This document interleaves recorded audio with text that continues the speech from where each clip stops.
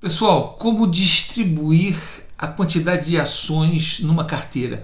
Qual o percentual que se deve atribuir a cada uma delas no peso total da carteira? Só tem gente famosa aqui, pessoal. Ó, meu amigo George Washington, tá em todo lugar aqui nos Estados Unidos. E esse aqui? Quem será esse? Jorginho Washington. Abraham Lincoln. E esse? Abraham Lincoln. Abraham Lincoln e Abraham Lincoln. E aqui a gente tem Douglas Frederick. Douglas Frederick foi um abolicionista. E aqui, Douglas Frederiquinho.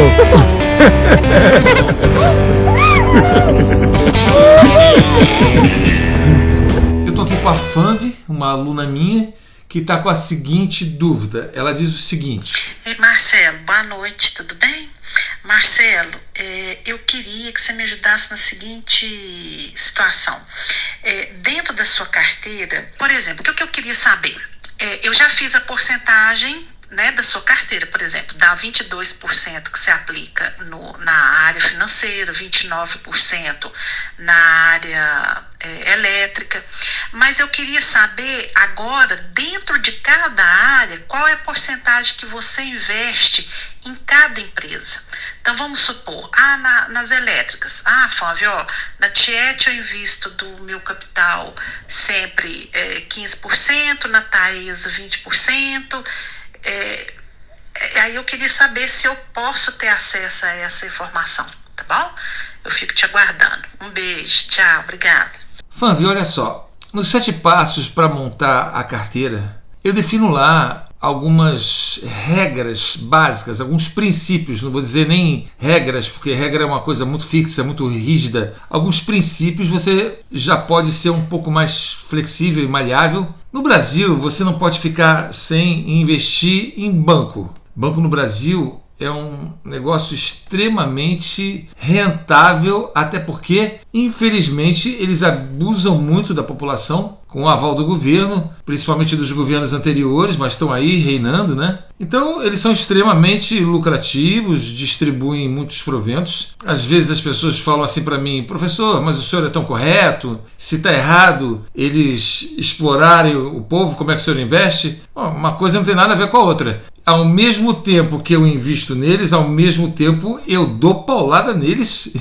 Você já deve ter visto nos meus vídeos, eu sento o sarrafo neles dizendo que eles exploram a população. Mas eu não deixo de investir, até porque aqui nos Estados Unidos os bancos não são tão rentáveis, mas eles são negócios muito bons. Então no Brasil, mesmo quando acabar com essa exploração, eles ainda serão negócios muito bons.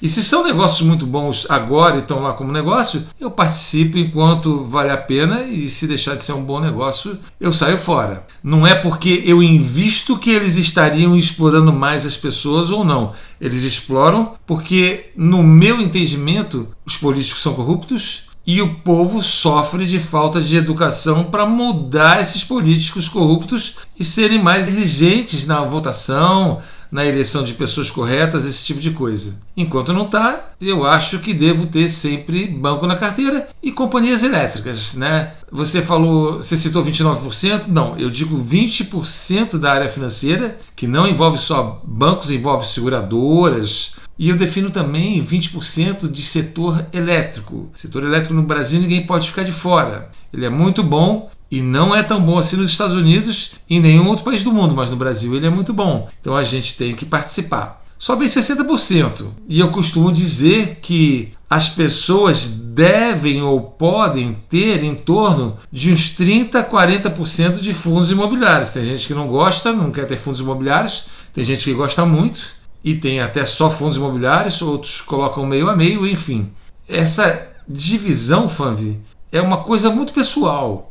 Você não precisa seguir exatamente à risca. Eu só sempre digo, se ficar de fora do setor financeiro, vai deixar de ter rentabilidades e crescimento e valorização de um setor que é um dos melhores do Brasil. E o setor elétrico também. Fundos imobiliários, ele não é tão rentável, mas ele tem uma série de vantagens. ele paga todo mês para quem quer ter um dinheirinho toda hora entrando, dá uma certa satisfação.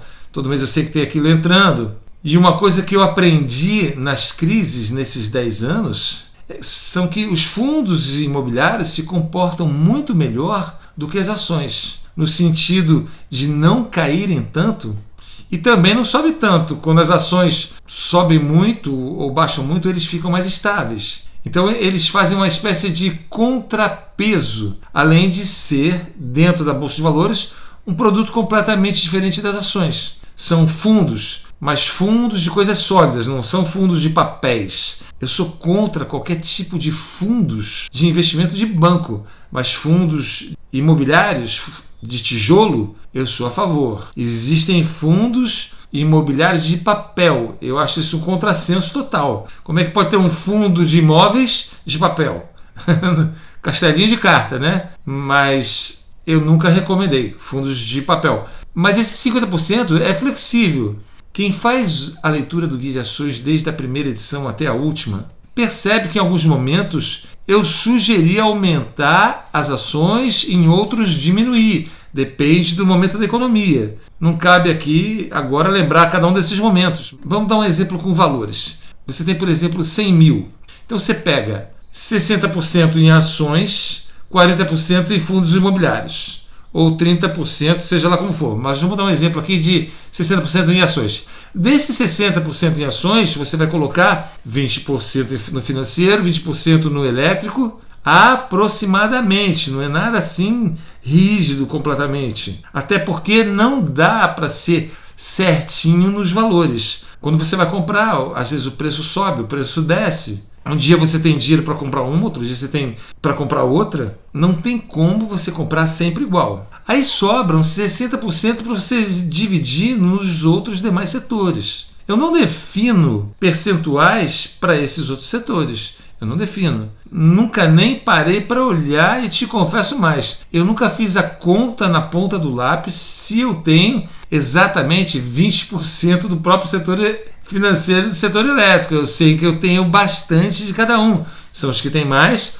O resto eu vou lá e compro de acordo com as empresas que eu estou acostumado, que eu já gosto, que distribuem bons dividendos. Por exemplo, saneamento tem que ter, telecomunicações algumas, enfim. Algumas small caps que são muito boas, essas que estão lá na super carteira. Ou seja, não existe uma definição para percentuais. Você vê esse tipo de coisa nas casas de análise por aí, que eu considero que elas têm graves problemas contra nós investidores. Em primeiro lugar, elas desmembram o assunto ações em diversas newsletters para cobrar mais e explorar mais as pessoas. Segundo, você pega cada carteirinha de cada newsletter dessas, eles vivem trocando e definindo percentuais diferentes. Por que eles fazem isso? Não é porque um é melhor do que o outro. A diversificação, que eu acho que eu já falei para você sobre isso, eu tenho um vídeo falando sobre esse assunto de diversificação, vale a pena quem estiver assistindo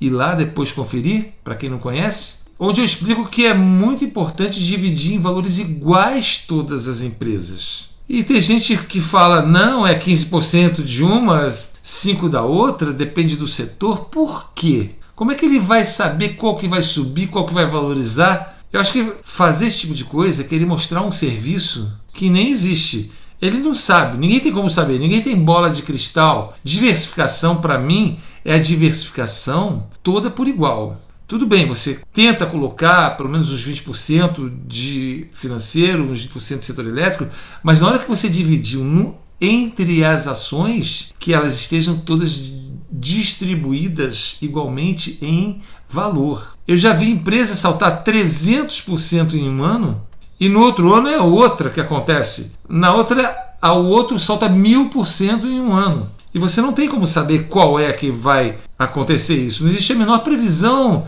de que ia ser aquela. Então, se está tudo por igual, a sua média é muito boa. A gente investe na média. Tá? Uma carteira de sucesso é sempre pela média. Então não fica se preocupando com esse tipo de percentual mínimo pequenininho, não.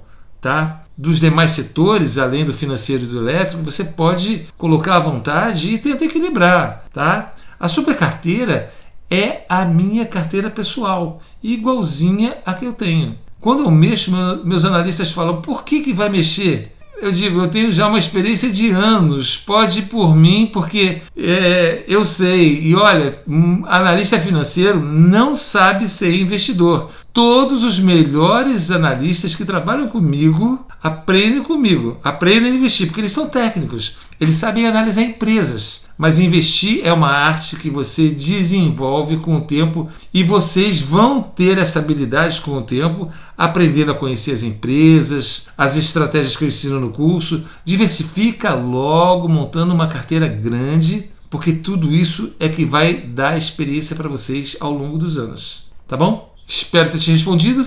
E para todo mundo que assistiu esse vídeo que eu fiz para a FONV, e qualquer dúvida, estou aqui à disposição. Deus te abençoe. Tchau, tchau. Pessoal, a gente está aqui no Marine Harbor em Washington, em frente ao Air Force One do presidente Trump.